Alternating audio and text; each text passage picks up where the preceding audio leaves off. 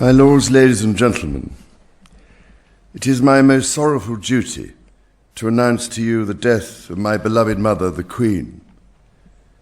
I know how deeply you, the entire nation, and I think I may say the whole world, sympathize with me in the irreparable loss we've all suffered.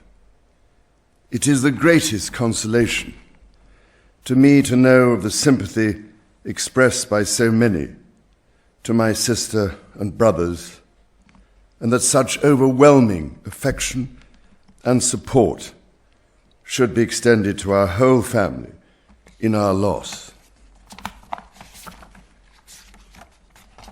To all of us as a family, as to this kingdom and the wider family of nations of which it is a part, my mother gave an example of lifelong love and of selfless service.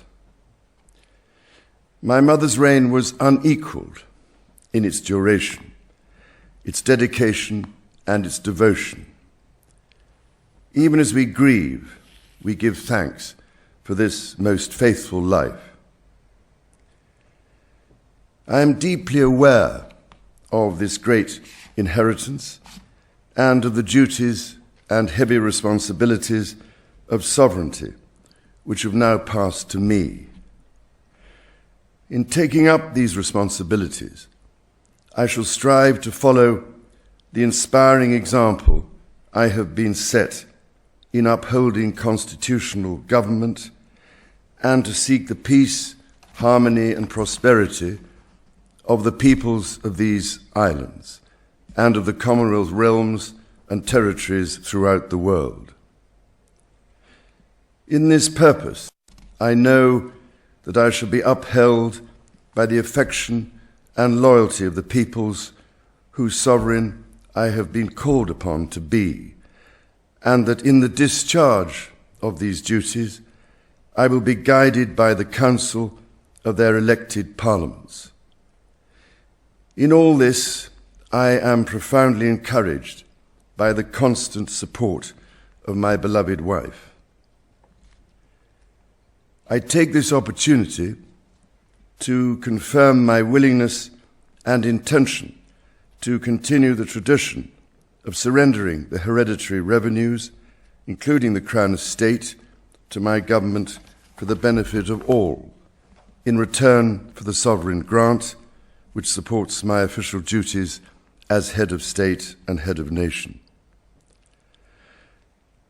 And in carrying out the heavy task that has been laid upon me, and to which I now dedicate what remains to me of my life, I pray for the guidance and help of Almighty God. I have with humble duty to crave your Majesty's permission for the publication of your gracious speech. Approved. Concerning the security of the Church of Scotland. I understand that the law requires that I should, at my accession to the Crown, take and subscribe the oath relating to the security of the Church of Scotland. I am ready to do so at this first opportunity.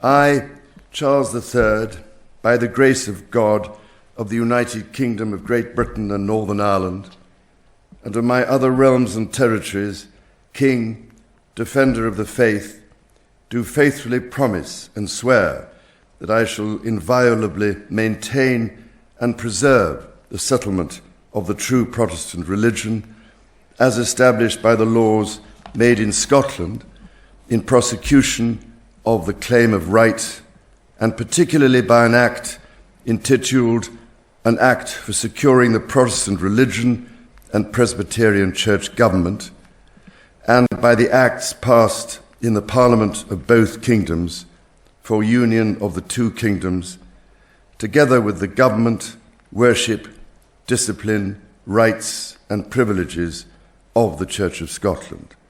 So help me God. I now invite Your Majesty to subscribe both copies of the instrument, confirming the oath has been taken.